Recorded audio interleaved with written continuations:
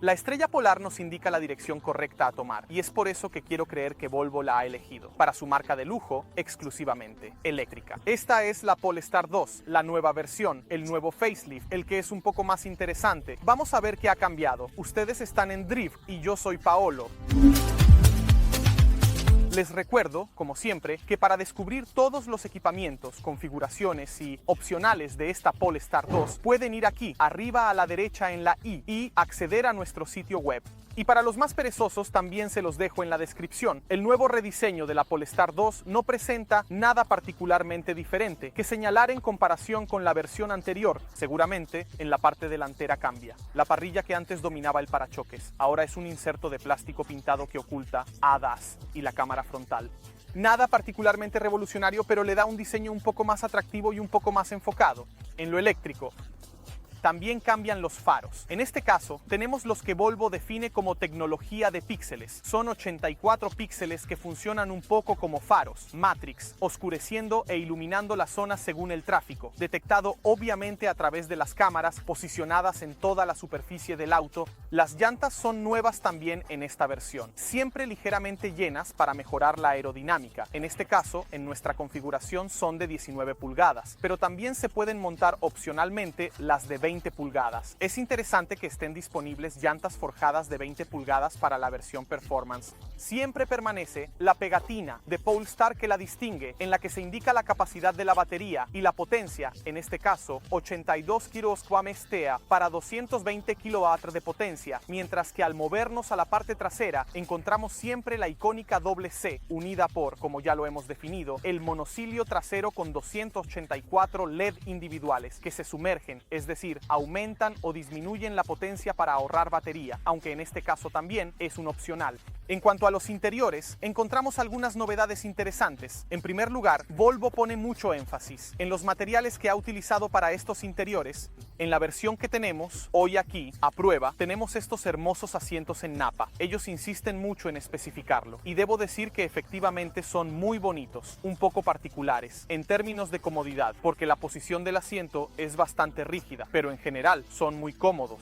Hablando siempre de materiales, también encontramos este similar al fresno. En realidad, es fresno reciclado y luego todo reensamblado. En fin, hay todo un procedimiento detrás que, obviamente, apoya el tema de la sostenibilidad en cuanto a los materiales utilizados. No nos ha gustado mucho a todos hoy, mirándola bien en detalle, la cantidad de materiales utilizados. Me explico. La parte superior del tablero está hecha de una especie de tela, bonita, agradable al tacto, muy premium. Luego tenemos una tela ligeramente diferente. Luego tenemos precisamente esta madera que es muy bonita, especialmente al tacto y a la vista. Y luego tenemos un plástico suave. Un poco de confusión en el material, pero en general la sensación es muy premium. Obviamente encontramos la super tableta colocada en vertical de 11 pulgadas y 3 de tamaño, muy reactiva. Utiliza, como en la versión anterior, siempre Android Automotive como sistema operativo, lo que le da obviamente una fluidez increíble y muchos beneficios en cuanto a la configuración de navegación, por lo que utilizando Google Maps, que está integrado dentro, nos permite señalarnos todas las columnas de carga a lo largo del trayecto y programar los viajes también en base a eso. Muy bonito también el display que tenemos frente a nosotros, de 12,3 pulgadas, que muestra solo dos modos. El modo denominado Calm, en el que se muestra la velocidad, peligros, en fin, cosas similares, todo al frente, y por supuesto el rango de autonomía y el porcentaje de batería. Y el modo Navigation, un poco más abierto, siempre nos muestra la velocidad y el rango, pero con el mapa del navegador de Google Maps, mostrado en buen tamaño frente a nosotros. Muy bonito. El techo me da una gran sensación de apertura, da la idea de estar casi en un cabrio, ya oscurecido de serie. Para retener, nos dicen en el sitio de Polestar, hasta el 99% de los rayos ultravioleta. Y me encanta el hecho de que el logo de Polestar esté integrado aquí arriba y se refleje en el techo. Lo encuentro una joya realmente muy premium. No siempre se mirará, no siempre se estará observándolo, pero es bellísimo. La habitabilidad en general es bastante cómoda. Se tiene una conducción ligeramente elevada, no mucho, lo suficientemente extendida. No parece que se esté, como se suele decir, en un Ducato, por lo tanto, con los pies muy hacia atrás, la espalda muy recta, pero se está cómodo y relajado, ligeramente claustrofóbica para una persona, como siempre digo, de mis dimensiones abundantes, pero en general cómoda. También nos gusta la consola central, que es muy amplia y separa muy bien la zona del conductor y la zona del pasajero. Es cómoda y sobre todo está muy bien construida, no tiene vibraciones particulares, materiales muy sólidos. Muy sueca en esto, me gustó mucho. Polestar. Un 9 te lo doy todo. Es de señalar, sin embargo, que estos interiores son 2.500 euros de opcional. En cuanto al espacio interior para los pasajeros traseros, hay bastante. Yo, como siempre digo, soy muy abundante. El asiento lo hemos regulado en una posición media, así que aproximadamente 1,70 m de altura. Tengo suficiente espacio para las rodillas. El techo me da suficiente espacio. También para la cabeza. Hay un buen cuidado de los materiales también en la parte trasera. Las puertas están igualmente flocadas como las delanteras. Un poquito baratas, debo decir, según mi opinión. La red con el plástico duro compensa, sin embargo, con la toma de 12 view en la parte trasera y sobre todo los asientos calefactados en 3 niveles, siempre para los asientos traseros.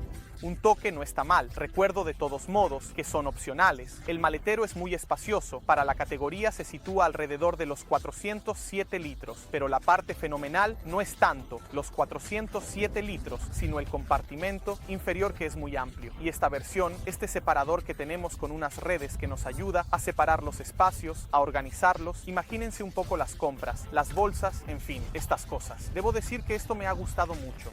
Recuerdo obviamente que también tenemos un pequeño espacio en la parte delantera dentro del capó, al no haber un motor térmico y estando el paquete de baterías posicionado debajo del vehículo para bajar el centro de gravedad, por lo que también es interesante el frunk, como lo llaman, al otro lado del Atlántico, delantero.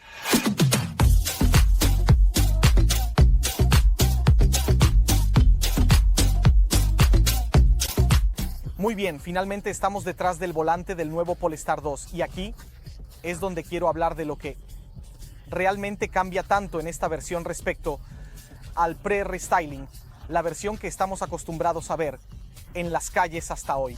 Principalmente cambia lo que es el paquete de baterías y las potencias de los varios motores. La que tenemos hoy en prueba es quizás la versión más interesante desde el punto de vista de la autonomía, desde el punto de vista de la potencia. De hecho, tenemos la versión de 82 kW con 220 kW de potencia. Y eso significa tener un vehículo con una gran potencia y un valor de par motor muy alto. De hecho, nos situamos alrededor de los 299 CV, es decir, 220 kW, 299 CV según lo declarado en el sitio, y un 0-100 que se sitúa alrededor de los 6,2 segundos o 6,4, dependiendo del tipo de motorización. Permítanme explicarme mejor. En el catálogo han introducido ahora la versión de largo alcance, motor dual, por lo tanto, tracción total, integral, también la versión de largo alcance, motor único, que han movido la tracción delantera a la trasera, que es la que tenemos, en este caso, la versión de motor único, solo trasera, de alcance estándar, y la versión de rendimiento, en la que cambian algunas cosas. Tenemos suspensiones Öhlins, llantas forjadas de 20, pinzas Brembo de 4 pistones en aluminio, con discos, perforados y autoventilados, tiene cinturones amarillos, algunos acentos particulares. Un coche bastante interesante, pero la que tenemos hoy, según mi opinión, es la más interesante de reseñar desde un punto de vista urbano, porque de hecho, esta se declara con 655 kilómetros de autonomía, lo cual es un dato sorprendente para una batería de 82 kW. De hecho, yo estaría muy curioso de tenerla en mis manos por un poco más de tiempo, pero desafortunadamente no la tenemos disponible por mucho tiempo, precisamente porque me gustaría poner a prueba al 100% la capacidad de autonomía. Obviamente, los kilómetros están declarados para el ciclo WLTP, por lo que no es seguro que sean efectivamente estos 655, pero si lográramos alcanzar incluso solo un dato alrededor de los 640 kilómetros con una sola carga de electrones, yo consideraría realmente aprobada esta nueva motorización de Volvo. Debo decir que por el momento la conducción me ha parecido extremadamente cómoda. El chasis lo siento bastante rígido, pero la configuración de las suspensiones, como ven, ahora he pasado por un bache, es bastante suave y adecuada para la ciudad. Me gusta mucho la reactividad de la dirección, que se puede ajustar en 3 tipos de dureza, llamémosla así, diferentes. Entonces tenemos una conducción suave que se recomienda para el uso urbano, maniobras, estacionamientos.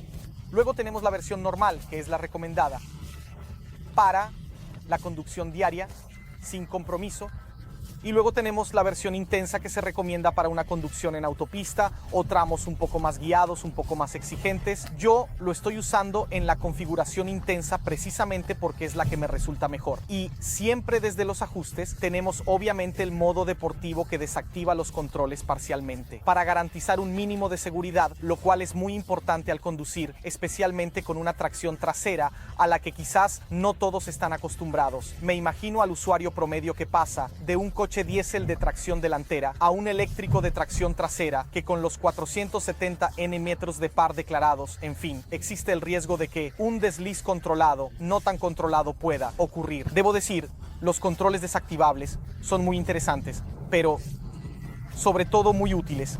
También tenemos los ajustes de la conducción One Pedal. Obviamente, podemos configurar la potencia de la frenada regenerativa y podemos configurar si la frenada regenerativa nos lleva a una parada completa o si debemos utilizar el pedal del freno para detener completamente el vehículo. Yo la estoy usando intensamente porque aprecio particularmente la conducción con un solo pedal. En resumen, se carga un poco más la batería, se reduce casi a cero el consumo del sistema de frenos. Obviamente me refiero a las pastillas y discos, así que ¿por qué no aprovechar esta opción ya que la tenemos? Como decía, la dirección es muy buena, súper precisa, no me lo esperaba.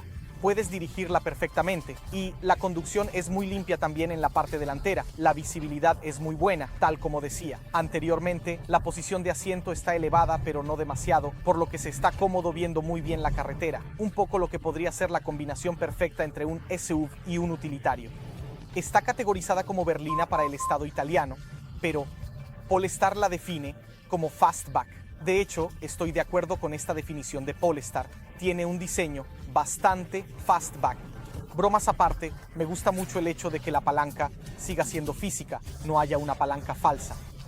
O en el volante, yo la prefiero, me gusta mucho y sobre todo no tiene botones para encender. Te subes al coche, presionas el pedal del freno, el coche se enciende, bajas del coche, el coche se apaga, no tienes que presionar cosas. En fin, estar ahí trasteando para el encendido. En un coche eléctrico, según yo, es lo básico. Volvo, obviamente, desde el punto de vista de la seguridad siempre apuesta mucho, así que todo lo que es opcional a nivel de control de crucero adaptativo, también tiene un sensor para los coches en proximidad trasera. Si llegan demasiado rápido, activa las señales de emergencia, lo cual es muy bueno y muy útil, ya que recientemente fui víctima de una colisión trasera. Podría haberme salvado, tal vez sí, tal vez no.